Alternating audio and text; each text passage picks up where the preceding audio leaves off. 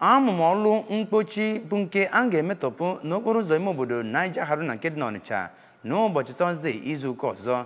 Onye ji ọnọdụ ọkwa marketing manager ụlọ ewumewu bụ Tech Construction Company bụ Maazị Yangwang Xiao bụ onye nke mara anya bụ ọkwa n'okwu ọ gwara onye ụlọ mgbasa ozi anyị bụ Ngozi Obileri na-akwụ maka ọlụ, onye nke nyochara ọlụ bụ nke a na-alụ n'ogogo okporo ụzọ ahụ n'ozi o ji n'aka.